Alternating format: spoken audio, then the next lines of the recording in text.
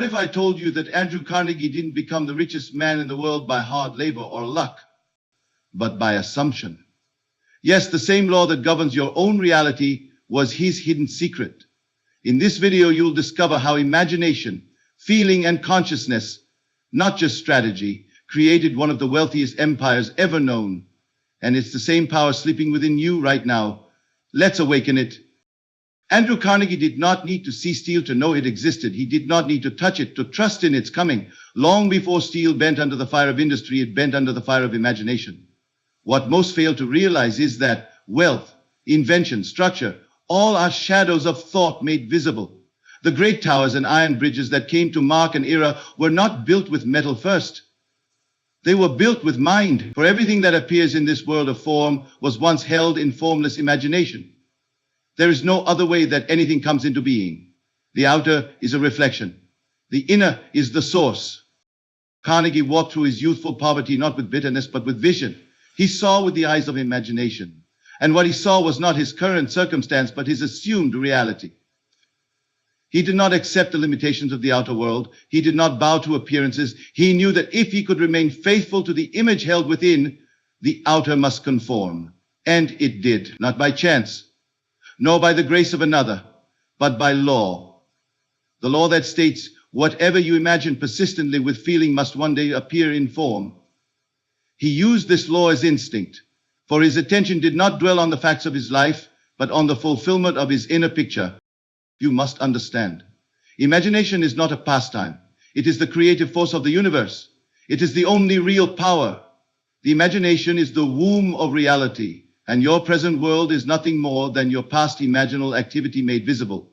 Andrew Carnegie imagined success. He imagined steel empires. He imagined wealth beyond measure. But he did not merely entertain these thoughts. He inhabited them. He felt the tones of reality as if they were now. The factory floor, the sound of molten metal pouring into molds, the contracts signed, the railways built. These were all scenes he lived internally before they ever touched the five senses. To the average man, imagination is fiction, but to the one who knows, imagination is causation. Everything begins in the unseen. Carnegie lived by this truth. He knew that to build anything externally, one must first construct it internally. And the tools for such construction are not hammers or nails, but feeling and faith. What you can feel to be true, though denied by reason, though unseen by others, though contradicted by fact, will become fact if you are faithful to the image. If you do not waver, if you live in the end, he visualized the industry long before its steel beams crossed rivers or stitched together cities. He imagined the hiring of men, the signing of deals, the rising of buildings. He occupied those states of consciousness before they were facts. That is the difference between mere wishing and true creation. Wishing keeps the thing distant. Imagination brings it home. When you occupy a state, you become it. You think from it. You act from it. You dream from it. And the world, being only a mirror, reflects it back to you. Carnegie did not rely on hope. Hope waits. Imagination creates. He saw himself not as he was, but as he desired to be. And that desire, when assumed, reshaped his life. He walked the streets as a wealthy man while still poor. He thought like a captain of industry, while others called him dreamer. But the world is not moved by opinions. It is moved by states of consciousness. And the moment a man assumes a state and persists in it, the world moves to make it real, whether that state be poverty or riches. The law is the same. What you hold in your imagination is more real than what your senses report. Your senses lie. They only echo the past. But imagination creates the future. Carnegie trusted the inner voice over the outer noise. He knew the steel empire existed within long before it emerged without. And it was because he dared to believe in the invisible that the visible appeared. It is not circumstance that creates belief. It is belief that shapes circumstance. And belief is nothing more than sustained assumption. To assume something so vividly, so persistently, so faithfully, that it takes root in the subconscious mind, that is creation. And so he built the factory of the mind before he built the factory of steel. He was not a man who chased opportunity. He was a man who became opportunity. He embodied success in consciousness before it ever touched the physical. And because he did, the outer world had no choice but to follow.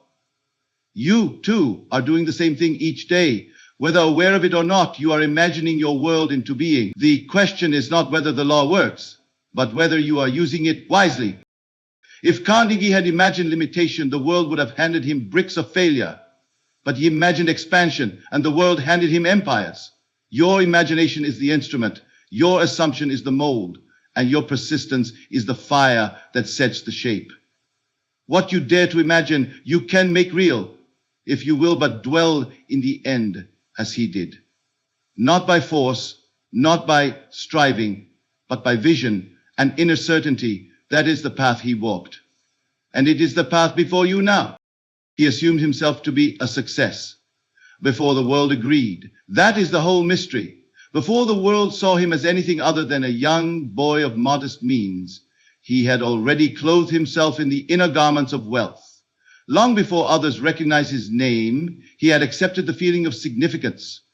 He walked not as a man waiting to become great, but as one who had already arrived inwardly. And the world, blind as it may seem, eventually opened its eyes to match what he had already imagined to be true. The outer world always trails behind the inner state. If you wait for the world to confirm who you are, you remain a servant to appearances. But if you dare to assume, even in the face of contradiction, then you become master of your reality. Carnegie was not made rich by accident.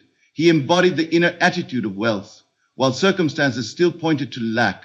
He lived in a state of invisible confirmation. He never begged the world to agree with him. He agreed with himself first. That agreement between thought and feeling is the true cause of manifestation. Many imagine success and then look around and say, but I am not yet there. They kill the seed with contradiction. They hope instead of assume. But to assume is to claim it now. It is to feel it as though it were already done. When he assumed wealth, he did not concern himself with how or when it would arrive. The means are always secondary. The end must be felt first. And feeling the end is not merely fantasizing, it is becoming. The state you occupy becomes your reality. Not the one you wish for, but the one you yield to and persist in. He sat at desks too small for his dreams, yet saw boardrooms forming in his mind. He touched ledgers with pennies in them, but felt the pulse of millions already at work. His assumption overrode the visible. He did not ignore the facts, he simply refused to make them final. The present moment to him was clay, not concrete. He shaped it from the end. He lived from the feeling that what he desired was already his. And because he believed it long before anyone else did, the world caught up. To assume success is not arrogance. It is alignment. It is to harmonize with a version of yourself who already has what you seek. When you assume something persistently, you invite its reflection. The world is nothing but mirrored substance. It shows you not what is true, but what you accept as true. Carnegie understood this intuitively.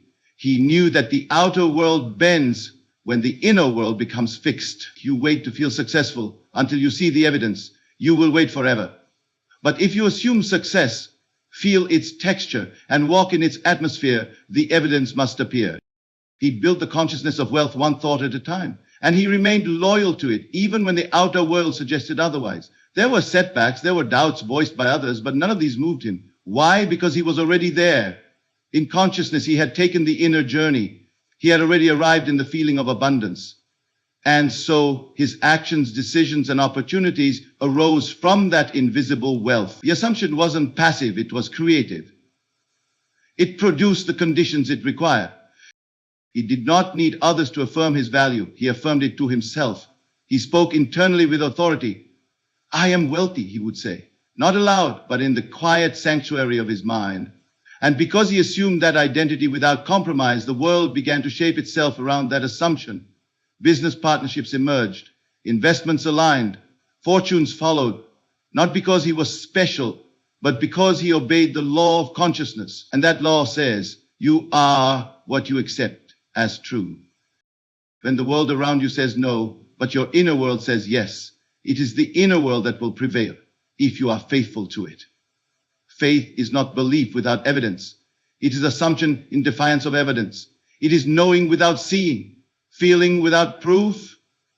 Carnegie did not discuss possibilities. He accepted realities that were not yet visible. He walked into every situation as though the decision had already been made in his favor. And slowly, suddenly, completely, the world reflected that self-assurance. To live in the feeling of success while the outer world shows failure is the secret discipline. It requires no audience, no proof, no applause, only imagination and feeling. He knew that his inner state would harden into fact, and so he chose his state carefully. Every day he rehearsed the inner play. He saw the riches, felt the gratitude, knew the end. That knowing was not intellectual, it was emotional. He lived from it, breathed it, acted upon it, and the world responded accordingly. More than any tool, blueprint, or business strategy, the real foundation upon which Andrew Carnegie built his wealth was feeling. Not feeling in the shallow sense of emotion that comes and goes, but feeling in the deep and living sense, the sustained, embodied inner knowing that what one assumes is true must be so. Feeling is the secret power beneath all manifestation. What you feel yourself to be determines what you call into form. It is not enough to think wealth. One must feel rich, live from richness, sleep in the state of already having, already being. Feeling is not an accessory to creation. It is the very force of creation itself. Carnegie, whether he ever publicly spoke of this process or not, operated by it. His wealth did not begin with capital. It began with a deep and silent union with the feeling of wealth. He wore the energy of prosperity like an invisible robe long before gold touched his hand. He allowed his entire being to resonate with the end result he desired. He didn't approach life wondering if he would become successful. He moved through life feeling as though he already was. And because that was the dominant vibration within him, it drew the outer forms to match. It is by feeling the end result that the bridge of incidents begins to unfold. The mind may wonder how the fortune will come. It may ask through whom or when or by what means. But these questions are the enemies of assumption. The only true answer is this: assume the end and feel it real. Persist in that feeling until the outer world reflects it. There is no other process. The man who feels himself to be a success, even while surrounded by failure, invokes a law higher than circumstance. He rewrites the world with the vibration of his inner conviction. Feeling is the link between the unseen and the seen. It is the current that moves the potential into form. Thought alone cannot do this. Words alone cannot do this. Visualization, if not impregnated with feeling, remains flat and powerless. But once you clothe your vision with the living substance of feeling, you awaken life in it. You give it permission to breathe, to move, to attract the conditions it needs. Carnegie must have known this, even if he never wrote it plainly. The manner of his rise, the speed and scale of it, speak of a man who felt himself into fortune. To dwell in the feeling of the wish fulfilled is to abandon the senses, to ignore appearances, to quiet the noise of facts. It is to enter a place within where what you desire is already true, and to remain there until the world mirrors that truth. Carnegie's factories, his fame, his finance, all came as echoes of an inner song already sung. He played that melody in consciousness first. He walked with confidence because he had already claimed the feeling. He negotiated from wealth because wealth had already taken up residence within him. That inner richness needed no proof, no validation. It simply was, and so it became. If you can understand this, then you can change your life entirely. You are not waiting for money to arrive, for opportunities to open, for people to help you. You are waiting for one thing only: to feel it real, to feel yourself into the state of already having, already being, already knowing. The outer world cannot resist the feeling you impress upon it. What you feel with persistence becomes law. It cannot do otherwise. Your feeling is the substance from which events are woven. Every meeting, every contract, every so-called chance occurrence, these are drawn to you by your state of being. Carnegie moved through the world with the feeling of certainty, and certainty is magnetic. The world bends around one who is certain of his end. The challenge, for most, is consistency. They feel their wish fulfilled once, and then doubt. They imagine abundance in the morning and rehearse scarcity by night. They wonder why their world remains the same, not realizing they're canceling their assumption with contradictory emotion. Carnegie's greatness was not only in imagination, but in his unwavering persistence. He remained loyal to the state of wealth. Even in uncertainty, he did not let go of the inner security. And it was this sustained feeling that shaped his world. Feeling is not a reaction, it is a creation. Most feel after something happens, but the key is to feel before it happens, to awaken the inner joy, relief, excitement, or peace of already being in possession, to assume the mood of the fulfilled desire as though it were now. That is the difference between effort and ease, between waiting and creating, between fate and dominion. The one who feels the end does not chase it, he meets it, and in that meeting he merges with the life he has summoned. Carnegie walked with his silent partner everywhere. It spoke through his posture, his decisions, his demeanor. It shaped how others perceived him, how deals unfolded, how doors opened. It required no explanation. It needed no external agreement. His inner world was filled with the vibration of completion, and his outer world complied. So it must be for you. Let your feeling be your truth. Let it be the foundation upon which your future rests. Not feeling about what is, but feeling about what shall be. Until what shall be is. Your inner speech is the seed of your outer world. Every word you whisper to yourself, whether heard aloud or in the quiet of your own mind, is creating something. That which you consistently repeat within becomes the structure you live within, without. You may speak one thing with your lips and another in your heart, but only the latter will manifest. It is the inner tone, the emotional charge behind your silent thoughts that shapes your conditions. And this is why Andrew Carnegie rose above the masses, not merely by effort, but by mastering his internal dialogue. He did not repeat words of worry or limitation. He did not walk through the early days of his life murmuring defeat. He trained the ear of his inner man to hear only that which would uplift, expand, and affirm. He spoke inwardly of abundance, of progress, of certainty. He praised his future before it arrived. He held conversation with his ideal, not his fear. And this inner monologue, seemingly unnoticed by the world, was the invisible architect of everything that came after. The greatest illusion in life is that what is spoken internally is of little consequence. But this is the error. For the world you live in is only the reflection of the self-talk you have entertained faithfully. You cannot say to yourself, I am poor, and expect to find prosperity. You cannot rehearse failure in thought and then be surprised when it visits you in the flesh. But the one who knows the secret understands that the world is only an echo chamber, a mirror that reflects the whispers of the heart. Carnegie carried within him a voice of victory. Even when circumstances lacked confirmation, he inwardly declared his wealth, his capacity, his purpose. He said, I am the man who builds great enterprises. I am the one whose name will be remembered. And he said it long before anyone else would agree. The world did not hand him success and then provoke his confidence. His confidence, spoken inwardly, was what shaped the very circumstances that others later applauded. He was not waiting to be told who he was. He was telling himself, and the world listened. Most people use their inner voice to reinforce what they see. They confirm what the senses show. But this is to live reactively as a shadow of the world rather than a source. The creative life begins when you stop describing your circumstances and start declaring your state. The one who says inwardly, I am already successful, I am already chosen, I am already wealthy, is speaking into the unseen, and the unseen will obey. But the one who says nothing is working, I always struggle, I am not good enough, is merely recreating their bondage over and over again. You are always listening to yourself. You are always being shaped by what you say when no one else is around. This voice becomes your emotional atmosphere. It becomes your expectations, your opportunities, your habits. Carnegie's voice was not one of chance or accident. It was deliberate. He curated his inner speech the same way a sculptor carves marble. He removed all that did not serve his vision. He refused to entertain defeat. He refused to rehearse failure. And this inner fidelity to his ideal allowed the world to mirror back strength, success, and recognition. If you want to rise, you must change the way you speak to yourself. You must begin telling the story of your ideal, not your current state. The outer world will always tempt you to agree with it. It will say, look at the facts, speak what you see. But the secret is to speak what you choose to see. The facts are temporary. The truth is what you consistently declare in feeling. You do not manifest what is real. You manifest what you accept as real in your inner conversation.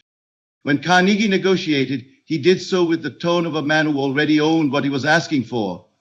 He moved in deals with inner certainty. His mind was not split between doubt and desire. His voice within was united. He walked into every opportunity as though it had already been written in his favor.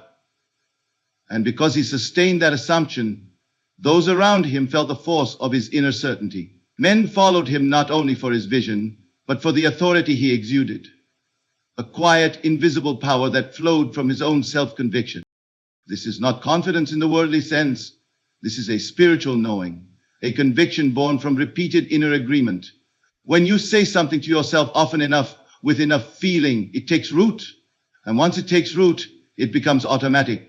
Carnegie's thoughts were aligned with his speech, and his speech was aligned with his assumption. There was no contradiction. There was no doubting after deciding. He planted his seed and watered it with faith. Your entire world will change the moment you change your inner language, not by force, but by assumption. Begin to observe what you say to yourself each day. Is it consistent with what you desire, or is it reinforcing what you fear? If you desire wealth, then your speech must match it. Speak within of abundance, of freedom, of opportunity. Even if the world around you shows lack, remain in the dialogue of fulfillment. That is the discipline of the master. That is the way you make the inner speech align with outer success. So in the end, it was not steel that made Andrew Carnegie rich. It was assumption. It was not effort alone that built his empire, but imagination, feeling, and inner speech maintained with unwavering faith. He lived not as one becoming wealthy, but as one who already was. His fortune began the moment he refused to accept reality as final and instead claimed his vision as true. If you desire to transform your world, begin where all things begin, within. Assume the end, feel the results, speak from the state of fulfillment, persist until the world yields. For the world is not the cause, it is the effect. And when the inner man moves, the outer must follow. There is no power outside of consciousness. There is no fate except the one imagined. And the same law that lifted him will lift you if you dare to live from the wish fulfilled. Let the world echo your inner declaration, for all things are made by imagination.